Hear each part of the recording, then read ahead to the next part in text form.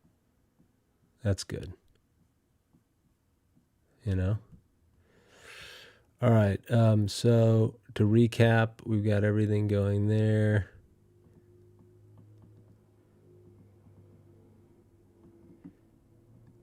And then boom, boom, boom, boom, boom, the last hour there.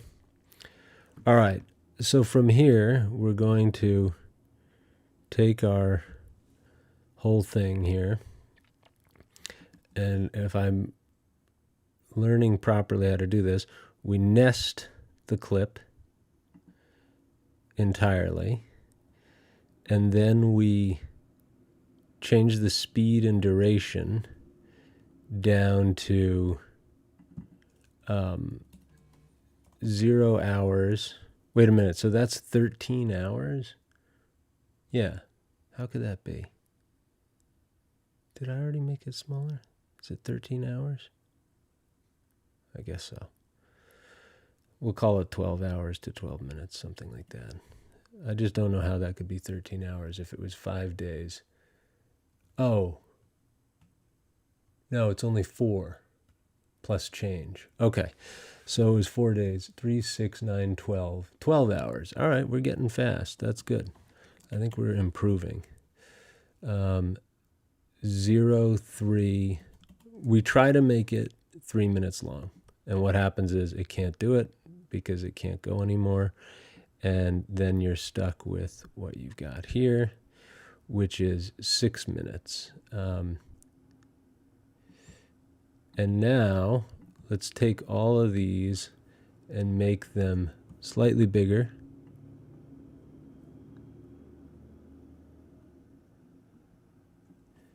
This one can be bigger by that much, 1% bigger.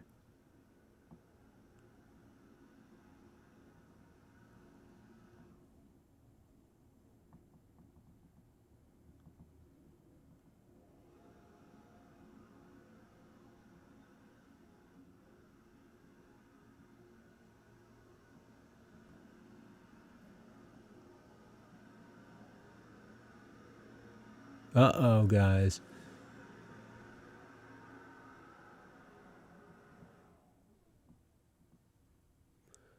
Well, that looks great, I think, doesn't it? I don't know. I'm happy with it.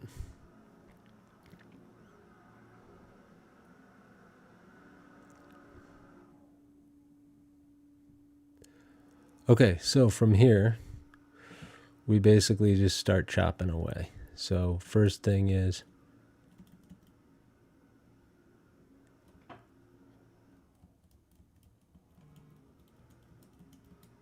that's the first stroke there.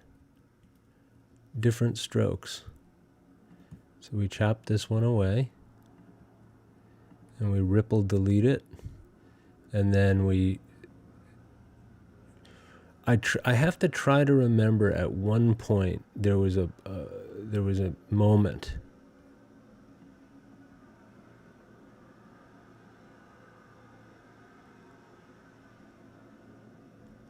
where I failed. I lost my time lapse.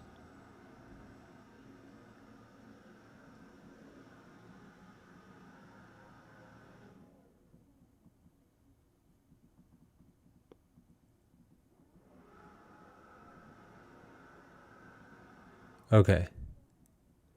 So I think this is it.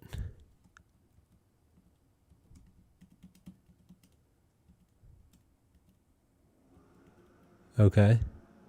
So we'll chop it there, and then we wait for our next pixel shift, which is a long way away. There.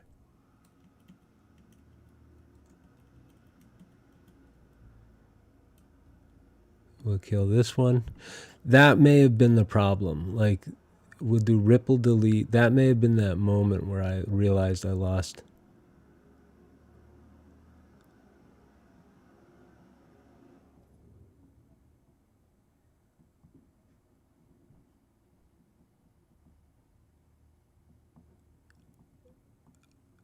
Oh no.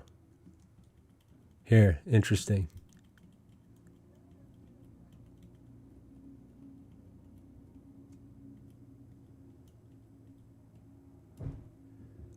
find out. Ripple, delete, F around, and find out. Okay, so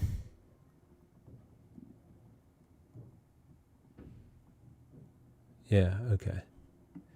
There we go. We're back. Time bomb set. Get out quick.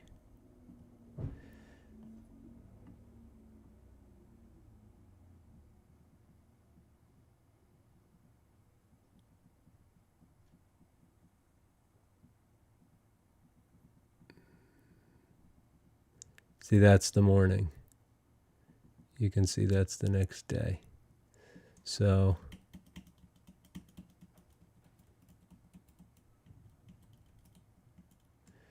then we take this, chop it, and then wait for the next sequence. There. Yeah, I remember this. There, yep. Started out right between the legs. There it is.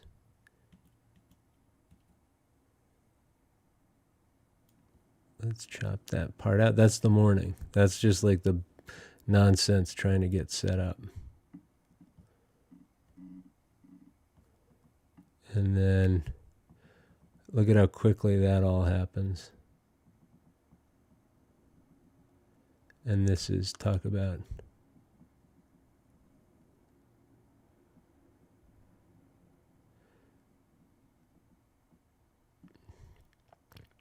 okay, goody goody gumdrops. We nest this stuff together like this. And then, wait, what happened here? Did you see that?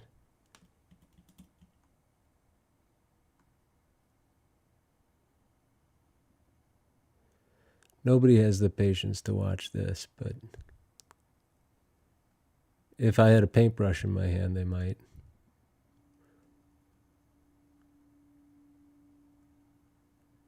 Okay. All right, so that's super quick. And now we're going to take our speed and duration down as far as we can. So what I'll do is 0, and then we'll make it, I don't know, 12 seconds.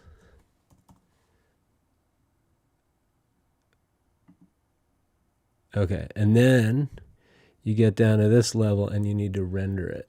So render selection. So when you render it, I guess it just puts all the frames without any extra funny business that could cause those red lines in the timeline.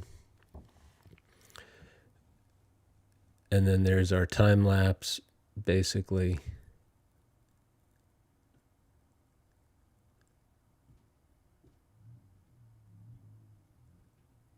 And if it's 12 seconds, we have time for one. What I usually do is, so the question is, yeah, I'm not going to reveal who this is in the beginning. It would be good to experiment with that. And I'll take, if anyone's watching and interested, please, chime in on that. Do you think that when you watch a reel that it's valuable to have the photo there at the beginning? Or do you think it'll be better just to do that mystery singer, mystery theater? So here, let's watch the whole thing. They know who it is now. They know who it is quick enough that they might be like, oh, weird. Will he get to the face? Yes, he did. And then the face gets really tightened up at the end. Guys, I'm not displeased. Okay. Next thing is we take our Photoshop massacre here and we chop it in half by 2, crop it to this side, and then we can save this as the cover image. So Swift reel cover, and then we'll grab that image from here under documents, plop it in here, and only have it in here for an additional second.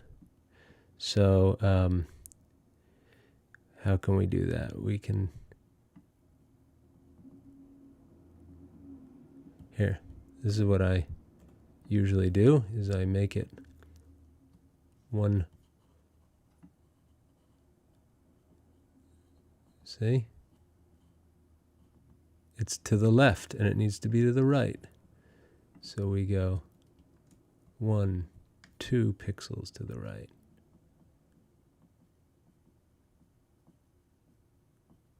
And 1 pixel to the left, how about? How's that? Gosh, I liked the eyebrow before. It's really not so Taylor. I guess it is. It's close enough, right? Let's do 13 seconds. She was born, I learned, on the 13th of December, so lucky 13. And then we're going to blast this thing out to export media. 13 seconds, we'll call it nested sequence 10.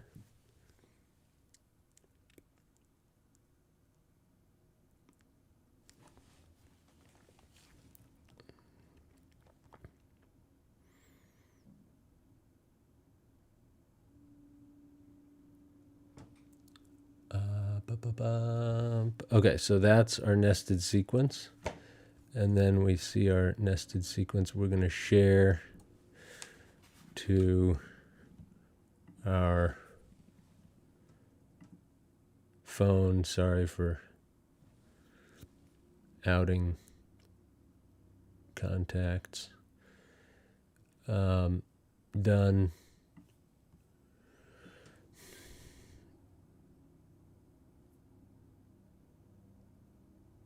What was that? That was the weirdest thing that just happened.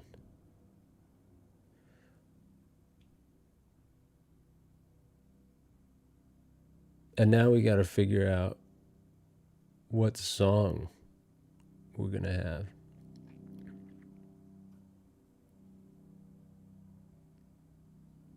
Sweet. All right, I'm looking at the time lapse. Can you see it? I don't know. Probably not. It's appearing, Head and Shoulders. Okay, so let's, without further ado, we'll go to my biggest fans over at... Guess who just reposted our video?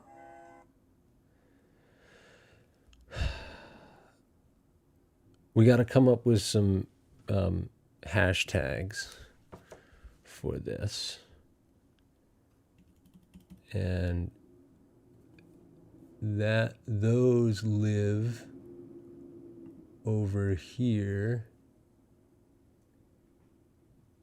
in our description. So YouTube,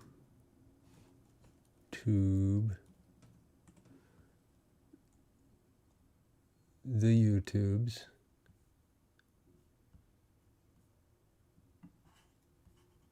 this takes, I'm glad I did it this way because this takes so long. Like, I'm glad I stopped. Basically, it takes so long to do this.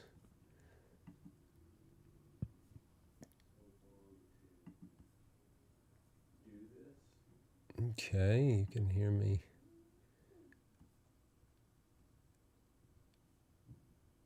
Taylor Alison Swift.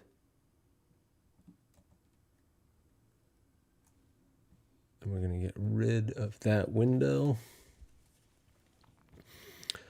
And we're going to upload this darned reel for real. Now, my personal favorite has always been I Knew You Were Trouble When You Walked In.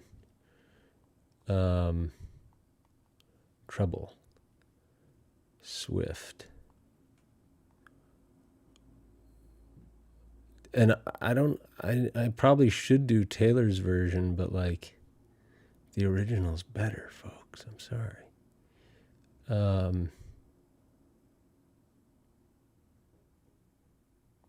Nobody seems to like this song anymore anyway.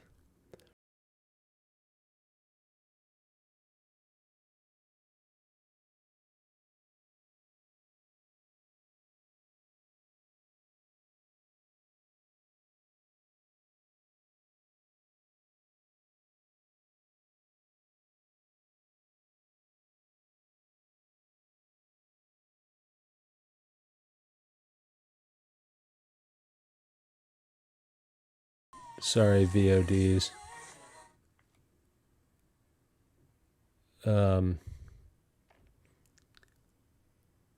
Please don't cancel my video. Fair use. Okay. Yeah. I mean, why not? Simple, clean. We'll put it up. So that's TikTok.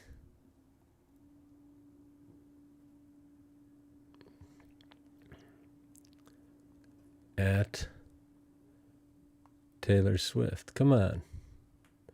Put me up.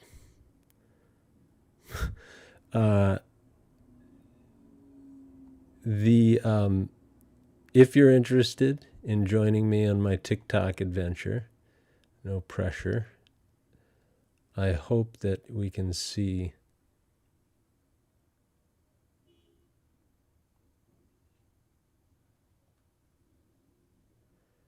I'm going to put in a location and just say New York. Why not? They say that helps.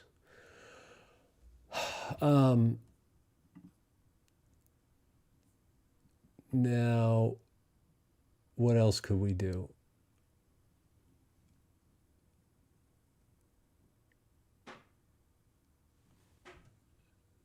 So yeah, I believe it's at Crick East on Thingamabob, TikTok. And so that's that. And then we're going to, because I don't know if I can do this, but I want to. Oh yeah, I'm live, so I can't post a short. So we'll do a short and we'll grab our reel and then we'll do our add sound. Maybe we do the other one for YouTube. What's the one? It's me. Hi. I'm the problem. It's me. I'm the problem. Anti-hero. Let's do this one. You know?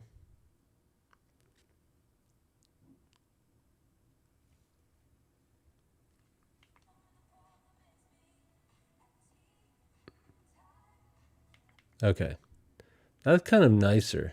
I like that more.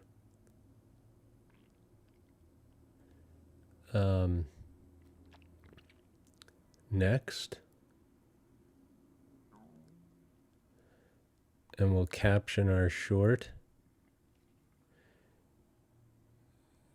12-hour painting of Taylor Swift condensed to 12 seconds. Wow. Come on, kids. You know you gotta see it. Exclamation point? No, that's all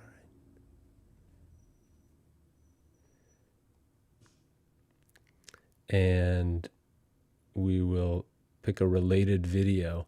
What was our most famous video of Taylor? Probably yesterday. It had 3 views on YouTube. Very pleased with that. Allow video and audio remixing. Comments are on. Upload short. Let's do it. Okay, the Swifties are coming in on TikTok. Bella Lynn, big fan. We're uploading to YouTube's. And then the last one is my least famous. My least famous, whatever you call it, social media is Chris Eastland Art. That's where we're going to do the time lapse. So we're going to upload the video, stop on in, audio. I'm the problem, it's me. I'm the problem, it's me. I mean, but the thing is that people are such boomers over at Instagram that maybe I should keep, who knows. It's all about what the kids want, right? I like that song anyway. I mean, I want to hear that one. So next, and then we basically put a edit cover.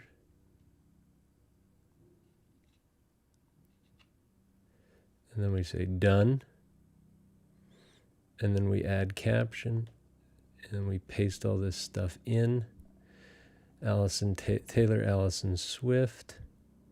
And then we do posting this every day, painting Taylor Swift every day until she follows. Is that the new trend? Okay. Add location. Tag people. Taylor Swift. I should also tag cat problems. Tag cat probs. And so if you guys follow me over on Instagram, which is linked from, what's it called?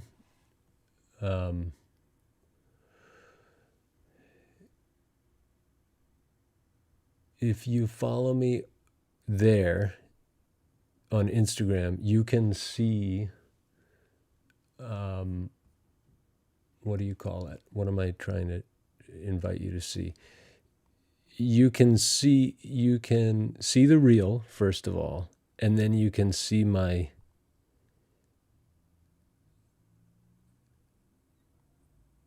oh yes, there it was. Okay. Cat problems, at cat problems. I'm going to tag cat problems in this reel, and that's where you can see, like in the caption too, at cat problems. Anyway, I'm excited to share with you guys my hit single, Cat Problems. I think it's relevant. I'm just trying to stay whatever. Trying to stay relevant. And here we go. So we've got, I'm very excited to say that we now have,